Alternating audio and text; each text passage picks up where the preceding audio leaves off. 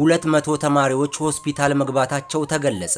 ፖሊስ በጉዳዩ ላይ ዛሬ ማምሻውን መግለጫ ሰጥቷል። የምርመራ ስራ እንደጀመረም አስታውቋል።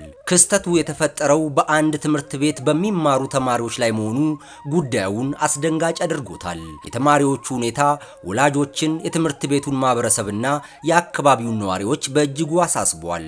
ከፖሊስ የተገኘው መረጃ እንደሚያስረዳው ሁሉም ተማሪዎች በአሪ ዞን በሚገኘው መጸር የመጀመሪያ ደረጃ ትምህርት ቤት ተማሪዎች ናቸው። ታዲያ ዛሬ ትምህርት ቤቱ እንደ ወትሮ ሁሉ መደበኛ የመማር ማስተማር ተግባሩን እያከናወነ ነበር። ሁሉም ተማሪዎች የትምህርት ገበታቸው ላይ ተገኝተዋል። ከሰዓታት ቆይታ በኋላ ግን ድንገት አንድ እንግዳ የሆነ ነገር ተፈጠረ። ግቢ ውስጥ የነበሩ ተማሪዎች ለጊዜው ባልታወቀ ምክንያት በየቦታው መውደቅ ጀመሩ። አንዳንዶች ከወደቁ በኋላ ያስመልሳቸውም ነበር። ቁጥራቸውም በየደቂቃው እየጨመረ መጣ።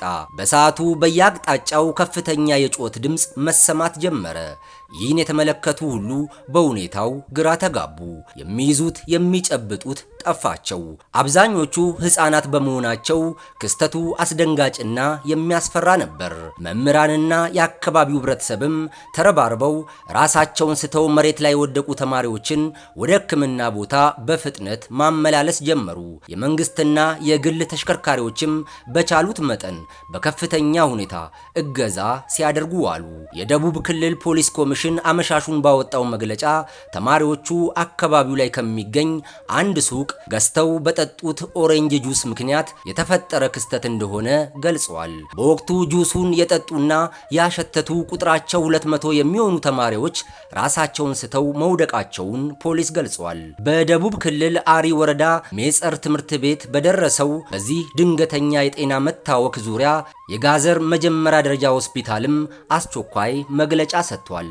ራሳቸውን ስተውና ሲያስመልሳቸው የነበሩ ወደ 200 የሚጠጉ ተማሪዎች የድንገተኛ ሕክምና እርዳታ እንደተደረገላቸው የገለጸው ሆስፒታሉ እስካሁን ሕይወቱን ያጣ ተማሪ እንደሌለም አስታውቋል። አሁን ላይ አብዛኞቹ በጥሩ ሁኔታ ላይ የሚገኙ ሲሆን በጽኑ የታመመች አንድ ሴት ተማሪ ለተሻለ ሕክምና ወደ ጂንካ ሆስፒታል ተልካለች ብሏል።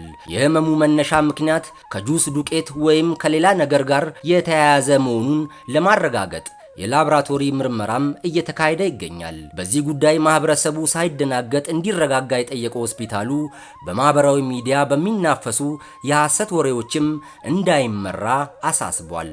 ከተማሪዎቹ ጋር በተያያዘ ሆን ብለው የሐሰት ወሬ በሚያሰራጩ አካላት ላይ ህጋዊ እርምጃ እንደሚወስድ የክልሉ ፖሊስ አስታውቋል። በዚህ አጋጣሚ ሁሉም ተማሪዎች በፍጥነት ከህመማቸው እንዲያገግሙ እንመኛለን።